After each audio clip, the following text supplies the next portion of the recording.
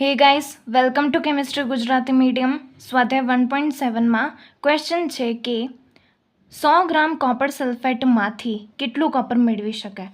Okay, તો સૌથી પહેલાં તો પ્રક્રિયા લખીએ કે CuSO4 માંથી મળે છે કોપર અને સલ્ફેટ Cu+SO4. ઓકે, હવે આના આણ્વીય દળ લખી દઈએ તો સીયુનું પરમાણ્વીય દળ છે 63.5, સલ્ફરનું છે 32 અને ઓક્સિજનનું છે 16. ઓકે, તો Cu એટલે કે 63.5 પ્લસ સલ્ફર તો 32 પ્લસ ઓક્સિજન 16 અને ઓક્સિજન કેટલા છે 4 તો ગુણ્યા 4.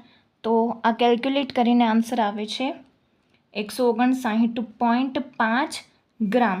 ઓકે, સીયુનું કેટલું છે 63.5 ગ્રામ. ઓકે, તો તત્વયોગમિતિથી આપણને ખબર પડે છે કે 159.5 ગ્રામ CuSO4માંથી 63.5 ગ્રામ સીયુ મળે છે. ઓકે, કે 159.5 ગ્રામ CuSO4માંથી 63.5 ગ્રામ કોપર મળે છે. ઓકે, તો ક્વેશ્ચનમાં છે કે 100 ગ્રામ કોપર સલ્ફેટ હોય, 100 ગ્રામ કોપર સલ્ફેટ હોય તો એમાંથી કેટલા ગ્રામ કોપર મળશે.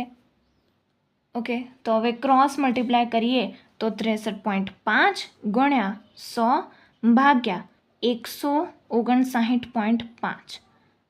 તો આ કેલ્ક્યુલેટ કરીને આન્સર આવે છે 39.81 ગ્રામ કોપર. ઓકે, તો સિમ્પલ હતું. આપણે ખાલી તત્વયોગમિતિનો ઉપયોગ કર્યો કે આના આણ્વીય દળ બંનેના ગોતી દીધા. પછી જો 159.5 ગ્રામ કોપર સલ્ફેટ હોય તો 63.5 ગ્રામ કોપર મળે છે, તો 100 ગ્રામ કોપર સલ્ફેટ હોય તો કેટલું મળે. ઓકે, આ હતી તત્વયોગમિતિ. Okay, thank you.